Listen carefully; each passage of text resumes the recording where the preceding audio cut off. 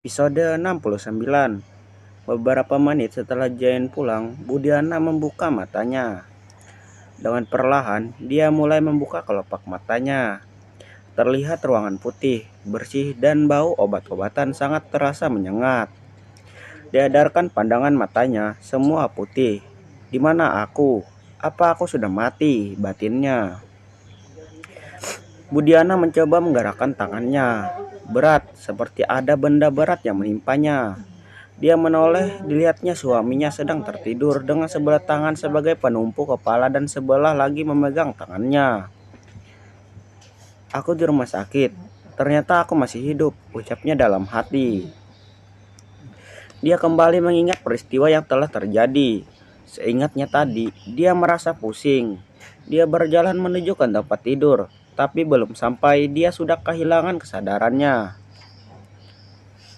Haus, ucap Budiana lirih, sambil mencoba menggerakkan tangannya. Pak Ahmad terbangun. Dengan cepat, dia mengambilkan minuman untuk istrinya. Dia membantu istrinya minum, kemudian membaringkannya lagi. Ma, Alhamdulillah kamu sudah siuman, ucap Pak Ahmad kegirangan. Budiana hanya tersenyum tipis, wajahnya masih tampak pucat. Aku sangat takut. Tadi aku pikir. Pak Ahmad tak melanjutkan ucapannya. Dia diam dan memeluk istrinya dengan sangat erat, menunjukkan betapa dia sangat takut kehilangan. Budiana hanya diam, tak tahu harus mengucapkan apa. Dia yakin suaminya pasti sudah mengetahui penyakitnya. Dia hanya bisa menangis pasrah. Semakin lama, suara tangisan Budiana berubah menjadi isakan. Pak Ahmad melepas pelukannya. Dia memandang lekat manik mata istrinya. Budiana kembali menunduk, tak sanggup menatap netra suaminya. Rasa takut, rasa bersalah teramat menghujam pada dadanya. Ma, panggil Pak Ahmad lembut. Budiana semakin terisak. Pak Ahmad menarik napas panjang. Dia mendesah, seperti melepaskan beban yang sangat berat. Tangannya kembali menggenggam tangan istrinya. Kenapa Mama merahasiakan semua ini? Tanya Pak Ahmad pelan dan terdengar sangat lembut. Jantung Budiana terasa bagai tersusuk ribuan jarum. Sakit, walau dia sudah mempersiapkan berbagai macam jawaban di kepalanya. Nyatanya lidahnya tak keluh, tak satu kata pun keluar dari mulutnya. Kenapa Ma? Tanya Pak Ahmad lagi. Maaf, ucap Budiana lirih. Pak Ahmad kembali menghela napas. Aku nggak mau kamu dan Jain khawatir. Aku mau kita terus bersama. Aku nggak mau dirawat. Aku nggak mau kalian kerepotan karena aku. Aku mau di sisa hidupku. Aku bahagia dengan orang-orang yang aku sayangi, bukan di rumah sakit dengan semua peralatan medis ini. Kamu pasti sembuh, ucap Pak Ahmad. Budiana menggeleng pelan. Belum ada pasien kanker yang sembuh, Pak. Mama tahu hidup Mama tak akan lama lagi. Jangan bicara seperti itu, Ma. Kamu pasti sembuh. Aku akan berusaha walau sampai ke luar negeri, asalkan kamu sembuh. Tidak. Kamu pasti sembuh, percaya padaku. Budiana menghapus air matanya. Aku hanya ingin menghabiskan sisa umurku bersama kau dan Jain. Kamu jangan pesimis seperti ini. Kamu pasti akan sembuh. Kau harus menjalani perawatan. Apa kau tidak ingin melihat cucu kita lahir? Apa kau tidak ingin mengendong dan menyanyikan ketika akan tidur? Sama seperti kau lakukan pada Jain dulu, ucap Pak Ahmad. Kau harus kuat. Kita akan menjalani perawatan dan kau pasti sembuh. Ingat itu. Pak Ahmad kembali memeluk istrinya. Mereka berdua sama-sama menangis. Episode 70. Pagi ini Jara telah bersiap ke rumah sakit. Dia bangun lebih awal, kemudian memasak makanan untuk dia bawa. Tak lupa dia membuat bubur, jus, memasak sayur segera untuk Budiana. Jahra telah selesai memasak. Mbok Ina membantu menyusun makanan ke dalam tempat bekal makanan yang akan dia bawa. Zahra kembali ke kamar dan mengganti bajunya. Sebenarnya dia sedikit kelelahan, mengingat usia kandungannya yang sudah semakin mendekati proses melahirkan. Tapi dia tetap semangat menjenguk ibu mertuanya. Jane baru kembali pagi ini. Tadi malam, dia menemani Pak Ahmad menjaga mamanya di rumah sakit. Setelah berganti baju, kini Jane berangkat ke kantor. Dia harus menghandle semua urusan perusahaan karena papanya di rumah sakit. Zahra berangkat diantar oleh supir. Sampai di rumah sakit, Zahra langsung turun dan berjalan menuju ruangan perawatan mamanya. Pak supir membantu membawakan bekal yang dibawa. Ceklek, "Assalamualaikum," ucap Zahra membuka pintu. "Waalaikumsalam," jawab Pak Ahmad. Zahra berjalan masuk dan mendekati ranjang. "Gimana kondisi mama, Pak?" tanya Zahra. "Mama sudah tidak apa. Tidak perlu khawatir, hanya butuh istirahat. Mama hanya kelelahan saja," ucap Pak Ahmad berbohong. "Zahra sudah tahu semuanya, Pak. Tidak ada lagi yang perlu ditutup-tutupi." Pak Ahmad tampak terkejut. "Apa Jane yang memberitahumu?" "Bukan, minggu lalu aku dan Jane check up ke dokter. Kebetulan aku datang lebih dulu dari Jane. Saat aku menunggu, aku melihat mama keluar dari ruangan dokter Dedi. Karena penasaran, aku memberanikan diri menemui dokter Dedi. Setelah aku paksa, akhirnya dokter Dedi mau mengatakan penyakit mama. Tapi beliau meminta aku untuk merahasiakannya." "Kenapa kau tak mengatakan pada Jane atau Papa? Aku baru akan mengatakannya kemarin. Sebelumnya, aku menanyakan alasan Mama. Kenapa Mama tidak memberitahu Papa? Mama marah dan mengancam aku, Pak." "Mana bilang, dia nggak mau semua khawatir dan mencemaskan kondisinya." Budiana terbangun mendengar obrolan Zahra dengan suaminya. "Zahra," panggil Budiana. "Ngapain kamu ke sini?" ucapnya sinis. "Ma, jangan berpura-pura. Aku tahu kau ke sini hanya untuk melihat Jangan berpura-pura. Aku tahu kau ke sini hanya untuk melihat mentertawakan aku, kan?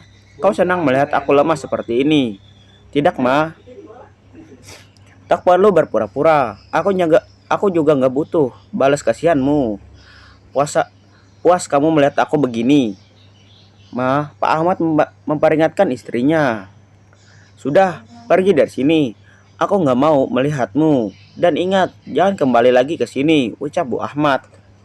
Zahra hanya diam dan menangis. Zahra sedih, ibu mertuanya masih membenci dirinya. Zahra berjalan keluar ruangan sambil terus menangis. Pak Ahmad membiarkannya, dia tidak berusaha mencegah Zahra. "Ma, kenapa Mama selalu berprasangka buruk dengan Zahra? Coba Mama lihat, sedikit saja pakai hati nurani Mama. Pernahkah Zahra membuat buruk kepada Mama dan keluarga kita? Pernahkah Zahra membalas semua perbuatan Mama? Membalas semua perkataan Mama? Bahkan Mama mengusirnya dari rumah. Apa dia dendam dan membalas Mama?" Budiana terdiam. Benar semua yang dikatakan suaminya. Zahra sekalipun tak pernah membalasnya, walau dia selalu menyakiti perasaan Zahra. Satu hal lagi yang harus Mama tahu. Orang yang menemukan dan membawa Mama ke rumah sakit ini adalah Zahra. Papa nggak tahu apa yang akan terjadi pada Mama jika Zahra tidak masuk dan menemukan Mama yang tergeletak di lantai.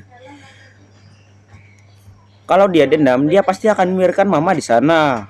Bahkan, dia masih berusaha payah membawakan makanan untuk Mama. Padahal, untuk berjalan saja dia sudah kesulitan. Setelah selesai berbicara, Pak Ahmad beranjak meninggalkan istrinya. Dia ingin memberi waktu pada istrinya untuk berpikir. Di luar ruangan, Zahra terus berjalan menuju ke taman rumah sakit. Dia memilih duduk di kursi taman. Hatinya masih sangat sakit dengan ucapan Mama Jane. "Apa salahku hingga Mama tak bisa memaafkan aku? Apa aku sangat hina dan tidak pantas bersanding dengan mereka yang kaya raya?" batin Zahra. Zahra mengelus pelan perutnya. "Sayang, kamu harus kuat ya, Nak. Kamu jangan bersedih walau nenek tak mengakuimu. Mama yang akan menyayangi kamu dengan sepenuh hati." Tiba-tiba Zahra merasa perutnya sangat sakit. Rasa sakit yang tak tertahankan. Zahra meringis menahan rasa sakitnya. Kenapa kak? Kenapa aku ini? Apa aku mau melahirkan? Tapi kata dokter waktunya masih bulan depan, batinnya. Kembali rasa sakit itu datang. Zahra merasa sakit yang luar biasa. Episode 71. Zahra meringis menahan rasa sakitnya. Mungkin aku akan segera melahirkan. Ya Allah, bagaimana ini? Ucapnya panik. Zahra membuka tas dan mencari handphonenya. Dia nelpon Jane. Handphonenya berdering, tapi Jane tak juga mengangkat teleponnya. Kamu di mana sih? Batin Zahra. Perlahan, Zahra berjalan menuju ke dalam. Seorang perawat lewat dan melihatnya. Bu, ibu kenapa? Tanyanya panik melihat wajah Zahra pucat dan menahan rasa sakit. Sus, bantu saya.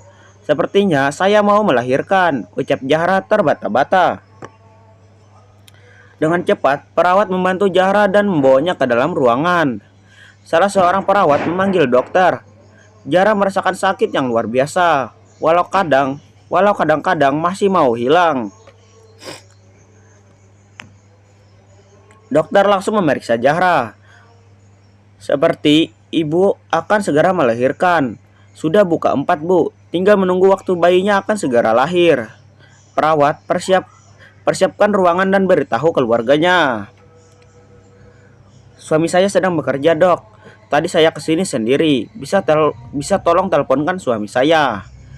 Perawat menerima handphone Zahra dan coba menghubungi Jane. Halo sayang, ucap Jane begitu teleponnya diangkat. Maaf pak, ini dari rumah sakit. Istri Anda akan segera melahirkan. Mohon bapak segera datang, ucap perawat. Jane kaget mendengarnya. Dia senang, bingung. Dia nggak tahu harus melakukan apa. Jim, cepat, bentak Jane. Ada apa? Tanya Henry yang sudah masuk ke diam ruangan Jane. Itu. Jane panik dan bingung mau bilang apa. Bahkan dia tidak tahu apa yang harus dia lakukan sekarang. Ya itu apa? Tanya Henry lagi. Zahra akan segera melahirkan. Lalu kenapa kau masih di sini, bodoh?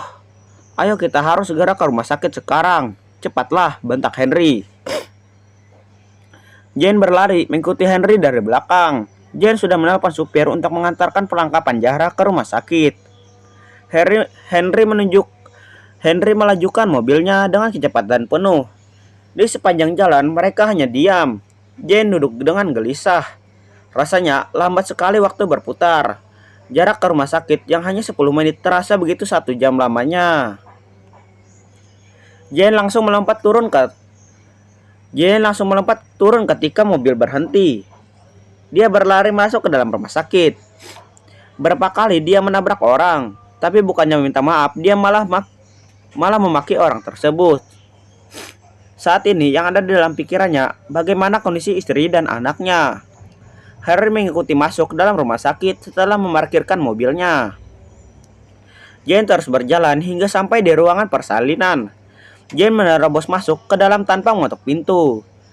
Dilihatnya, Zahra tergolek lemah di atas tempat tidur. Beberapa perawat menunggunya dan mempersiapkan peralatan untuk membantu Zahra dalam proses melahirkan. Jane memeluk dan mencium kandung istrinya. Melihat Zahra meringis menahan sakit, Jane merasa tidak tega. Zahra tersenyum melihat wajah suaminya. Jane terlihat pucat, bingung dan takut. Aku nggak apa-apa, insya Allah aku kuat, ucap Zahra. Beberapa perawat tersenyum mendengar ucapan Zahra. Bukan Jane yang menenangkan istrinya, tapi kembalinya justru Zahra yang menenangkan kepanikan Jane. Tak lama, dokter masuk kembali memeriksa Zahra. Pembukaan sudah hampir sempurna, waktunya sudah dekat, ucap dokter. Jane memegang tangan Zahra erat-erat. Zahra sudah merasakan sakit yang luar biasa. Sakit yang datang terus-menerus tanpa henti. Dokter memberi aba-aba kepada Zahra. Beberapa menit kemudian Zahra mulai kontraksi. Ya, tarik napas, tahan, buang. Tarik napas lagi dan tekan sekuatnya ya bu. Kami akan bantu agar bayinya segera keluar. Ayo tarik napas. Sudah 2 kali mengejan bayinya belum juga keluar. Jane terlihat frustasi dan semakin panik. Tangannya semakin dingin dan semakin erat menggenggam tangan Zahra. Ayo bu, sekali lagi, bayinya sudah kelihatan. Tarik napas ya, dorong. Zahra meremas tangan Jane sekuatnya. mengurangi rasa sakit yang amat luar biasa. Setelah beberapa kali mencoba, akhirnya bayi mereka keluar.